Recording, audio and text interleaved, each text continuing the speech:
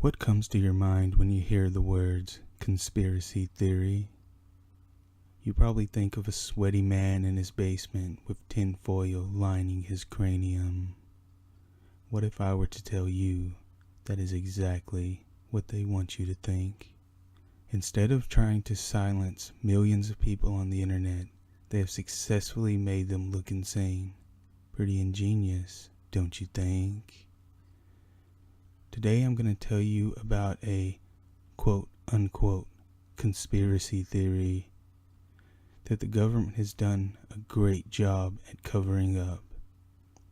A conspiracy theory that could cost many people billions of dollars.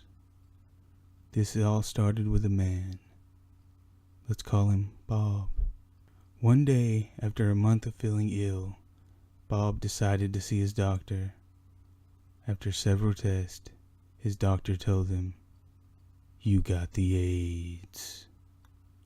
Anger, fear, and sadness flooded through him.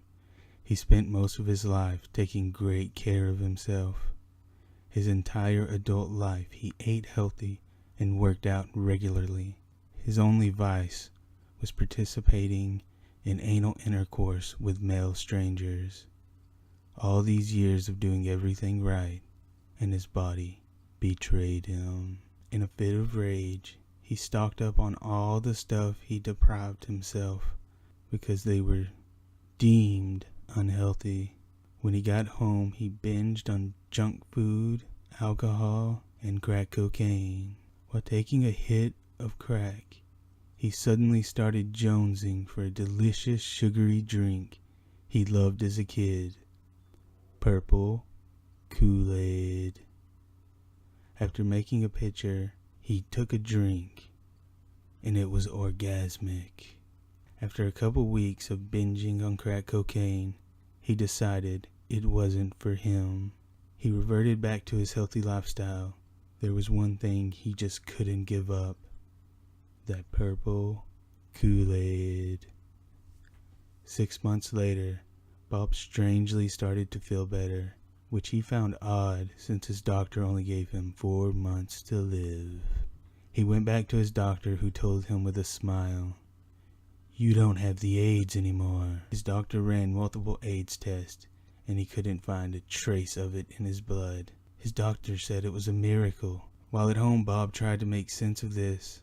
Maybe God spared his life, giving him a second chance. Taking a sip of Kool-Aid, it hit him like a ton of bricks. Purple Kool-Aid saved his life. After celebrating with a round of anal intercourse with a stranger, he called doctors, AIDS activists, and anyone who would be interested in the cure to AIDS. One by one, they all told him he was crazy. Feeling rejected, he knew what he would have to do. He would go to his AIDS support group and hand out free purple Kool-Aid. After making several gallons of purple Kool-Aid, he went to bed to dream of a perfect world, a world without AIDS.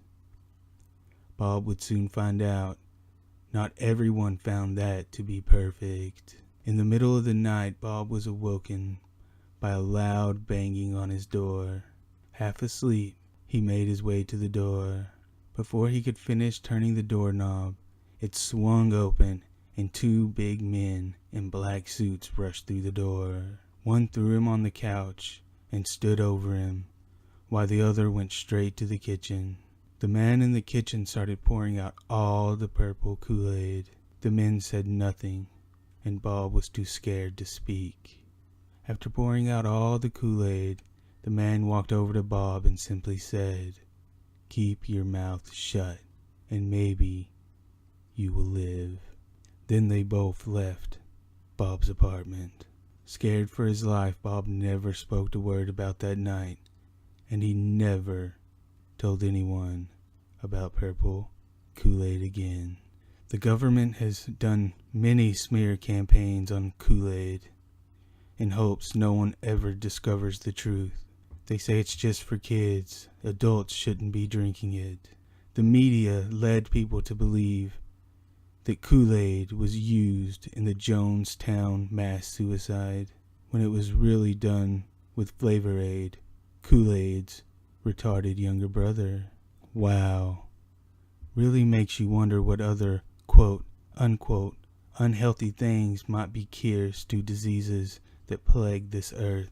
If the government has its way, we will never know.